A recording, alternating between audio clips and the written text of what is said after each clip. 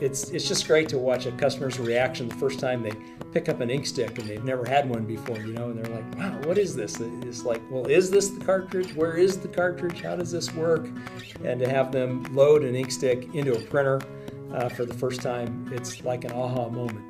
This was really a breakthrough technology in our minds, and a lot of us had put a lot of hard effort into this in the late 80s and early 90s.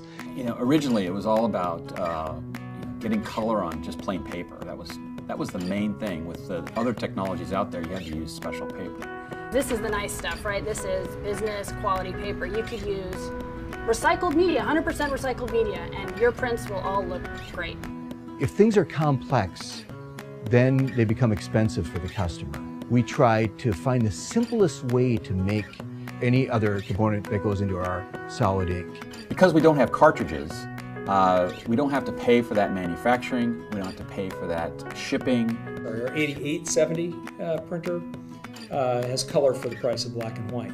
And this technology was designed from day one to be a color printing technology. We've never had a black and white solid ink printer. A lot of thought went into how we would utilize the technology, what the customer interface would be. And we could have made this ink into powder or balls or pellets. The model that we used was a stapler, which was basically you could open the stapler, you drop in the staples, you close it. Everybody knew how to do that. One of the things that I hear the most about is our ink load system and how we put consumables into the printer. I've actually heard that some customers fight over who gets to add ink to the printer next. That's cool. Like, that's what makes your day, when someone looks at it and goes, this is awesome, what is this? And you're like, this is what I do. This is my job, is I make this. So we've evolved from a small operation where everything was done by hand to now a highly automated, very large factory which makes all the world's supply of solid ink for Xerox. Having the manufacturing of the ink here in Wilsonville lets us manage the quality. They seem like simple crayons, but in reality, you know, we've invented molecules. I probably invented 5,000 molecules and maybe about 700 dyes.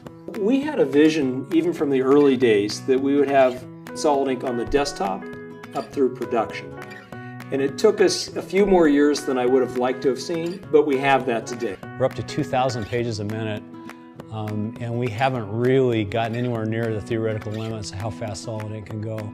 So we test full coverage images, which is not particularly customer-like, but we run it to the max to verify that in all cases it exceeds life. And we had just finished running a test of about 100,000 prints on competitive machines, and we're looking at this, we're talking about, you know, the normal printer speed specs and all that, and we were really bored with it all. And then someone happened to notice, hey, those guys have a lot of waste. And we all looked over and there was a wall of trash. It's the most environmentally friendly technology out there when you look at the entire life cycle, which we've done. Solid ink was, in a sense, sustainable because it tends to be waxy. And the feedstock for that type of a system tends to be from natural sources like plants.